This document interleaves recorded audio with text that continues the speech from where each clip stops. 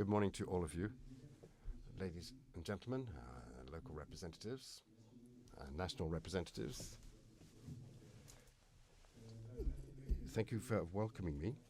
This is the third time that I'm going to be taking part in this event, this format, and it's always a great pleasure for me to take part in this event, which is a reference event in low carbon mobility. And of course, I'm using both the English and French terms, decarbonation or decarbonization. I'd like to take this opportunity while we get the slides going.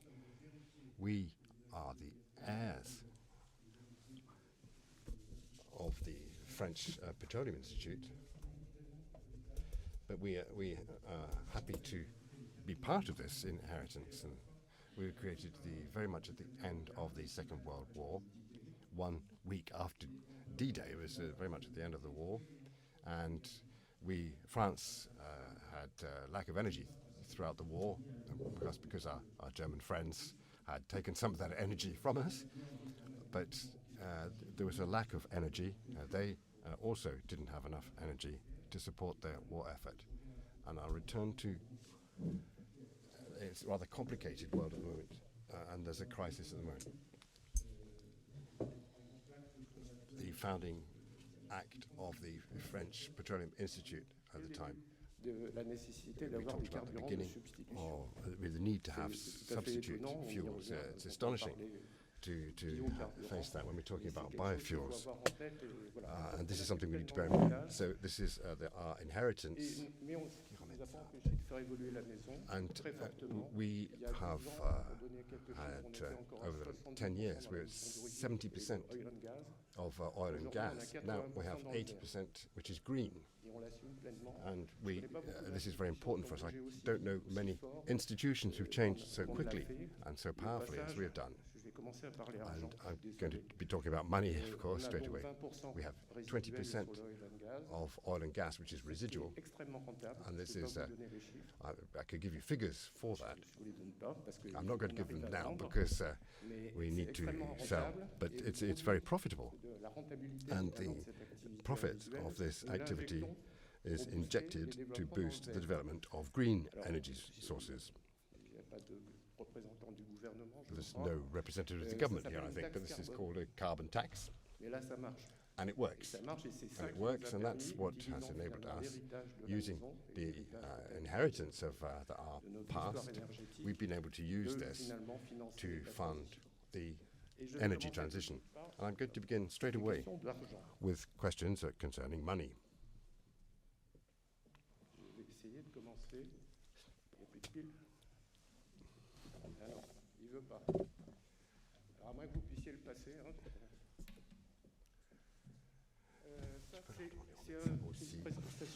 There's a very quick presentation of the change of energy prices over the period began before COVID until today.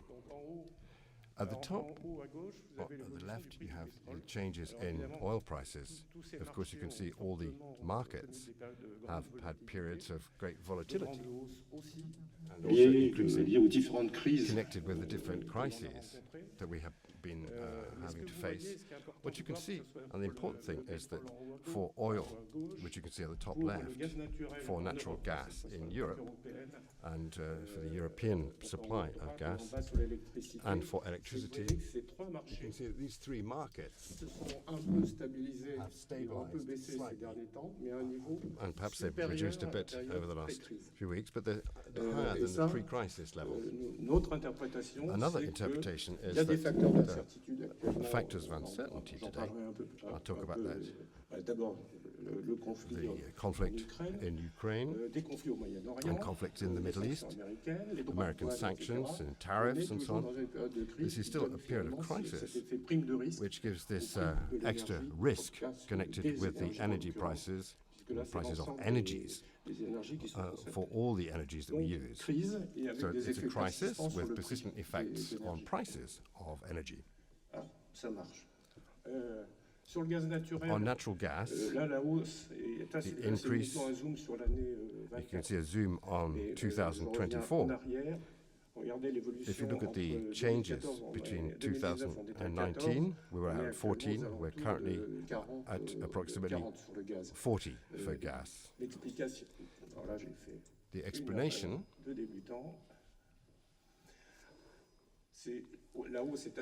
it's a pretty high increase over the period. A lot of things that can explain this. The price in Europe is about twice the price it was before COVID. Those are the figures I gave. And it's 4 to 5 times higher than the prices in the United States. And of course, that has a very substantial impact. There's been a reconfiguration because of the crisis in Ukraine. The gas flows in Europe, which came from the east in the past and now come more from the west in the form of LNG. And of course, this makes the final cost even higher. Now I'm going to come back to the climate now. The first thing we have to say is that 2024 was the hottest year ever recorded in human history. And we exceeded the 1.5 degrees increase with regard to the pre-industrial period. And climate warming is very clear. We're beginning to see things with damage that is caused, negative events, a number of phenomena that have been observed, which are very impressive. I think particularly fires in California, with the insurance companies, which are beginning to raise problems connected with that.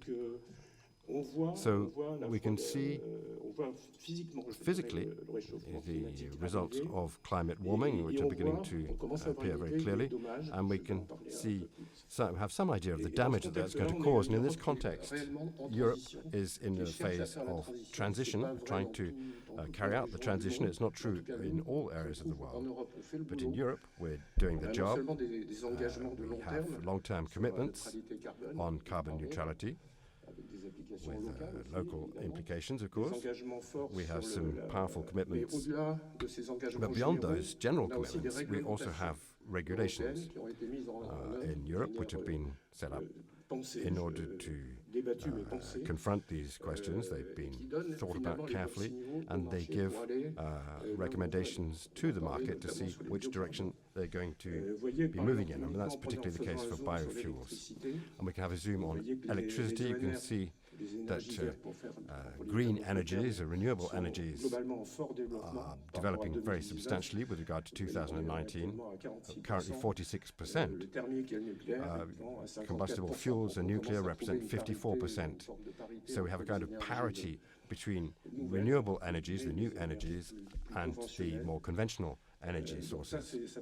So that's one of the good bits of news, that overall the same figures in terms of development for everything that is renewable in the world confirms that trend. If you look at investment in the oil and gas sector, they're more or less flat, perhaps going down a little over the last recent period. But investment, I'm talking about investment, not about production, but investment in renewable energies are moving up very fast. They've gone beyond investment in oil and gas.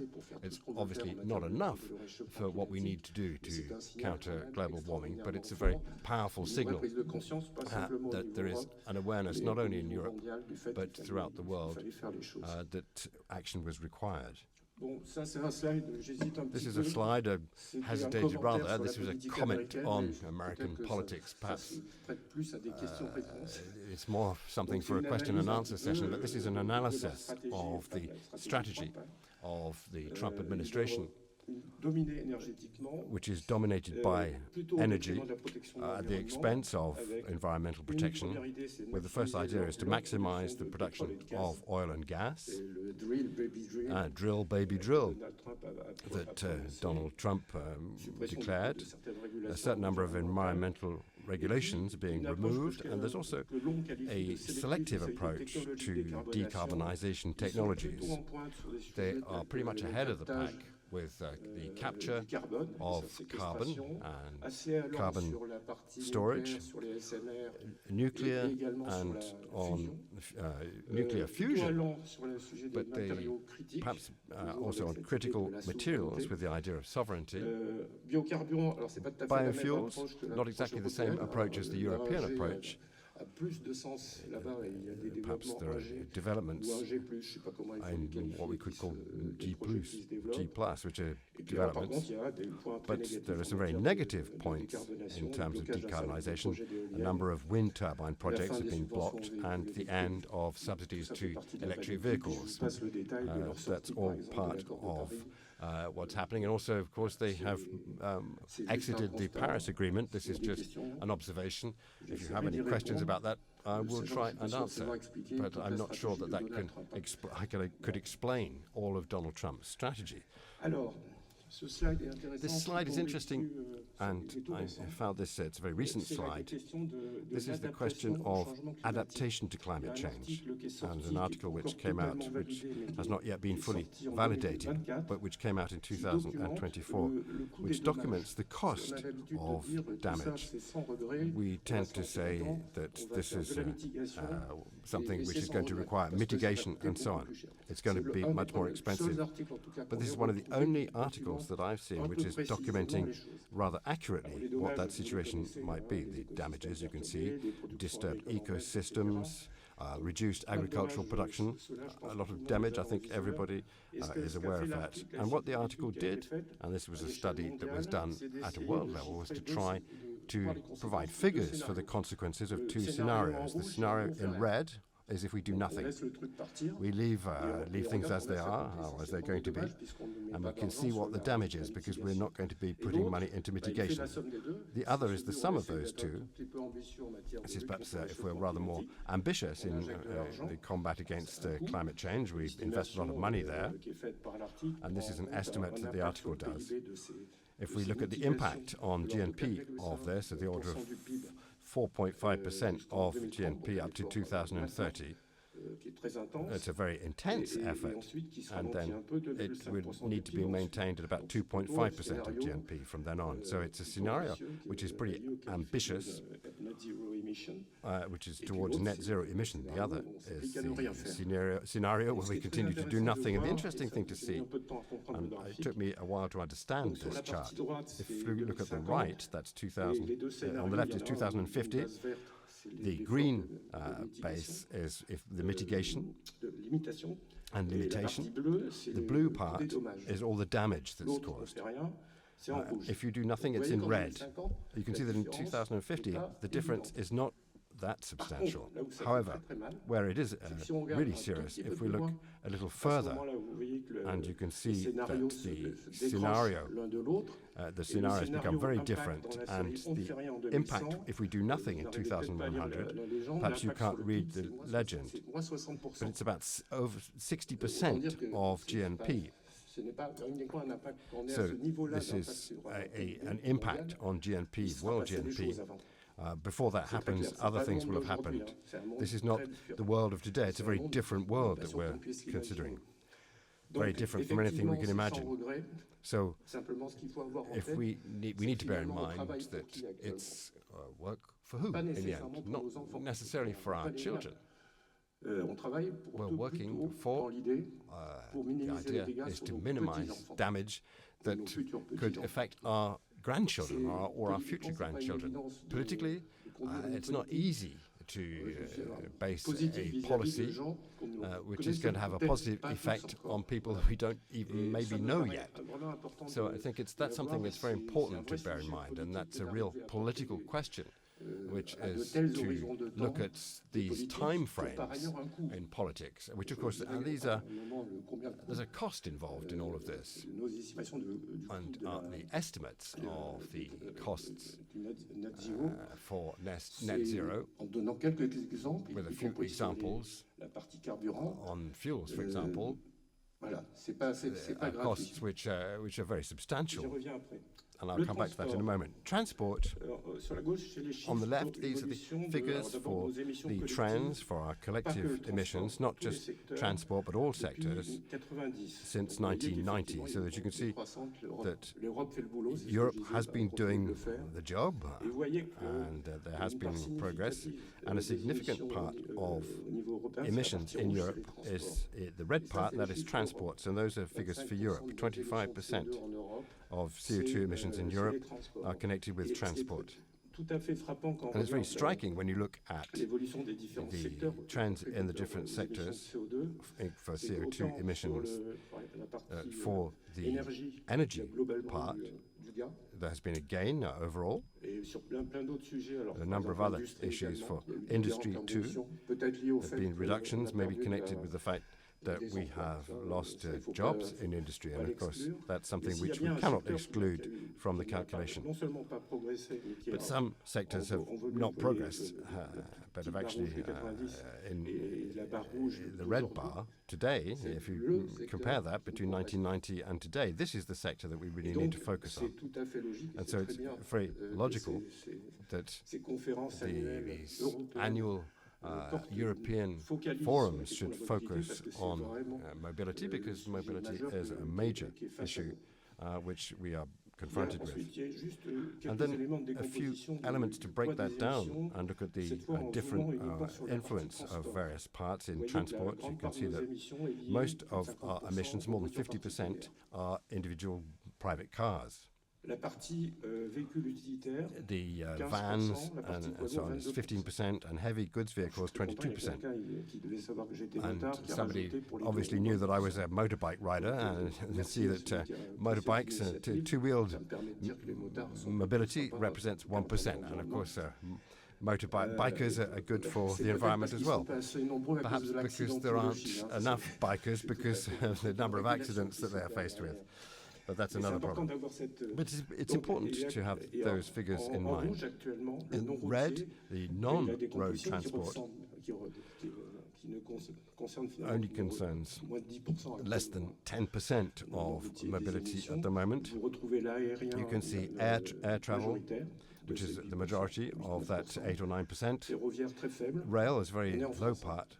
This is in France, and that's also because of decarbonization of the French electricity mix. Maritime is 30%, less than air transport, and then also a certain number of miscellaneous transport modes. I think this gives you a fairly clear picture. It's not easy to understand, but it's relatively clear. On air transport, thanks to the regulations, we can see more or less which direction we're moving in. On other issues, it's not so clear. Particularly heavy goods vehicles, it's not very clear. And maritime is also not very clear, even though there are some avenues for progress, but it's not that easy to follow up. So if we look at the levers for decarbonization of transport, there's one thing that we need to recall, is that the probably the easiest first thing to look at is sobriety. Sobriety in terms of size, the fact that we have big cars, SUVs, which are heavy, with poor air penetration capacity. That's not what we need to do. We need to work as we did a long time ago in the 1970s.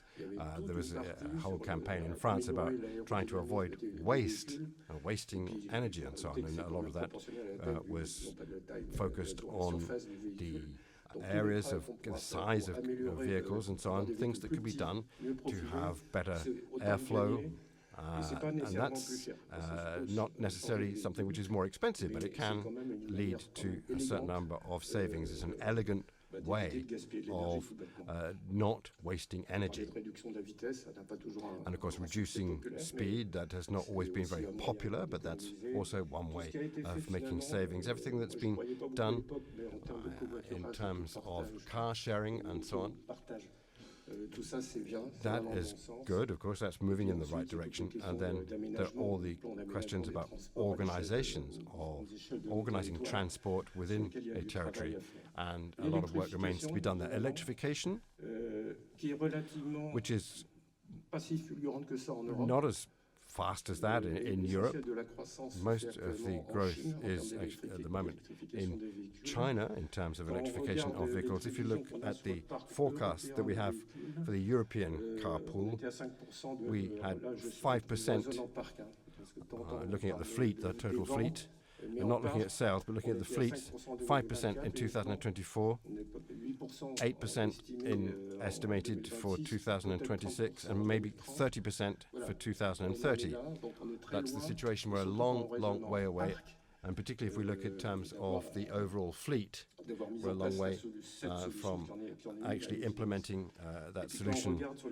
And if we look at low carbon fuels, there are changes in the European regulations which are fairly clear, maybe not in all aspects, but we have RED II, Refuel EU in aviation and Fuel EU for maritime transport, giving a framework that enables us to forecast the production and consumption of biofuels, whether they're 1G or 2G,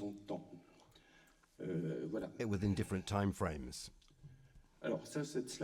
This slide I use very often, and it's called, I call this cock-a-doodle-doo. This is the French cock crowing. But the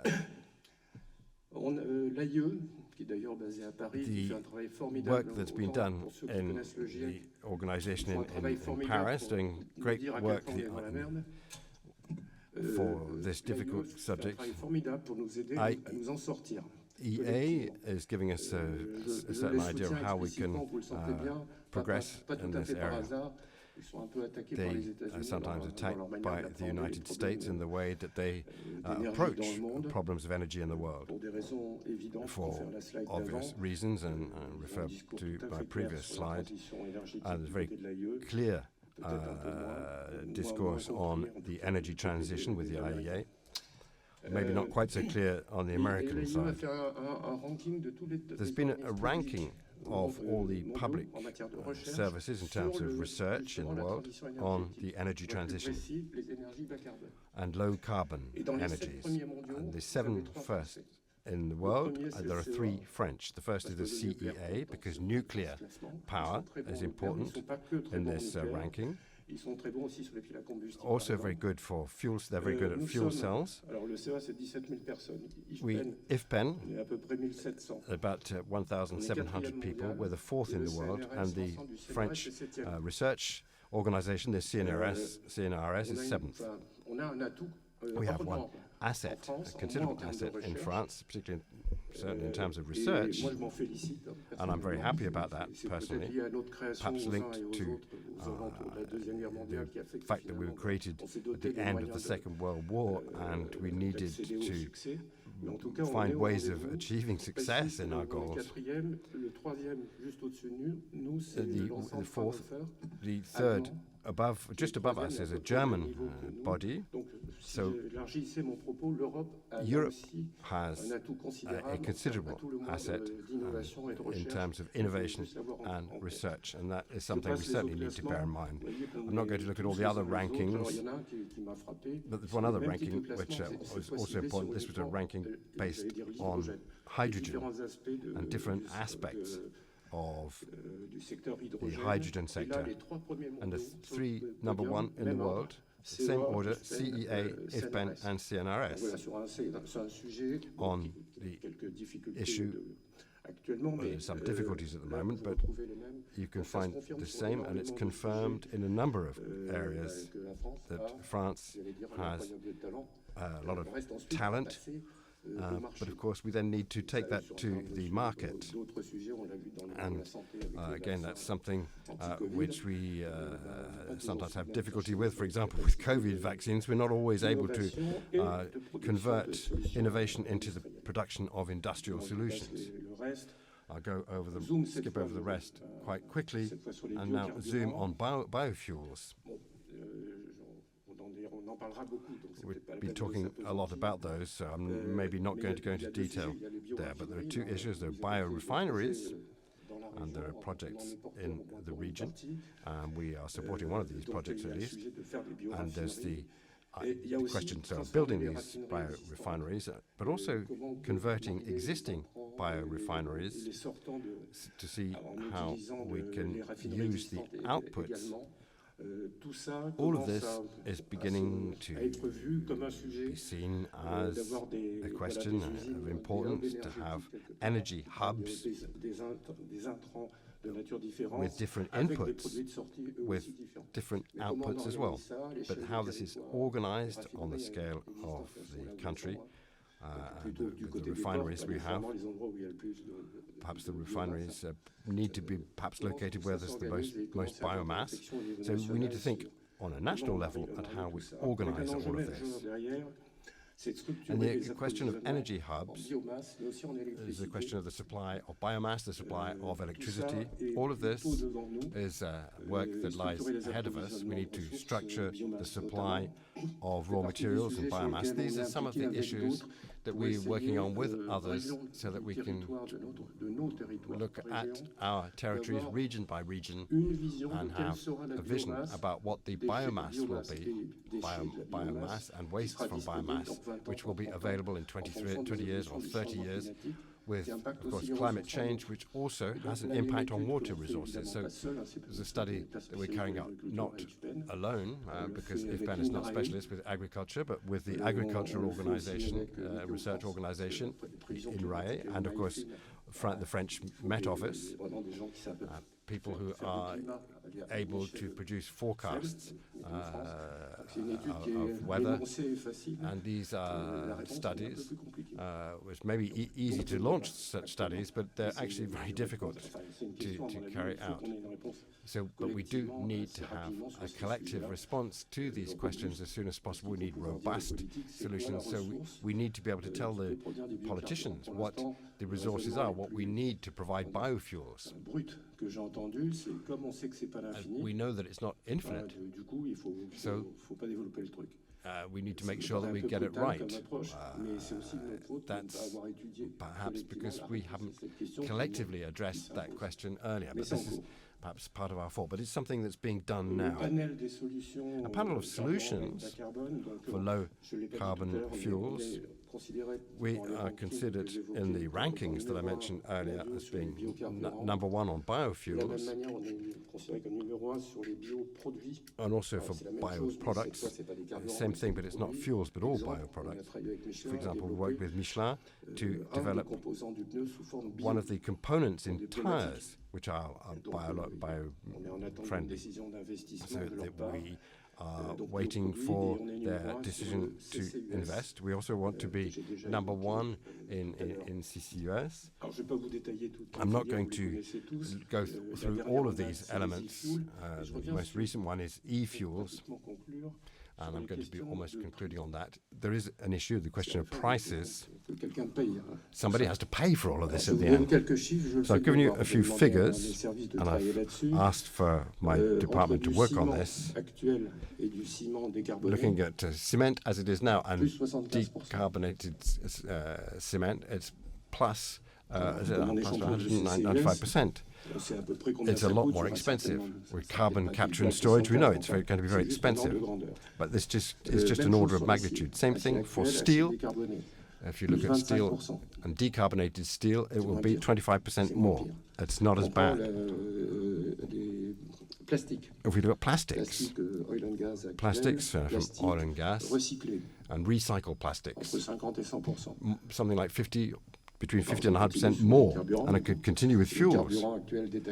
Current fuel like kerosene, 1G, and the specialists can tell me if I'm correct, double biofuel, second generation, it's 3, and e-fuels, it's maybe 5 times. That's again, just an order of magnitude.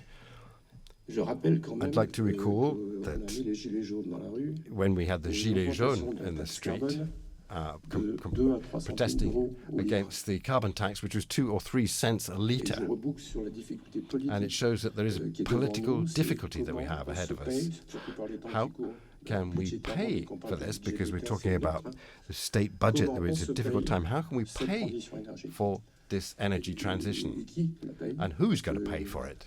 Because people who are protesting against 2 or 3 cents a litre, people who couldn't afford it, these were not people who were driving around in big SUVs. These are people who don't have resources. And what we're talking about is things which are expensive, sometimes very expensive. So how can we organize ourselves collectively to approach that particular situation? And that's a real question which is not always explicitly mentioned, but it's a real question, and I think that collectively we need to think about this and try and see how we can get this across, how we can make this a success, and the money that our generation is going to be able to invest is for the benefit of our grandchildren again.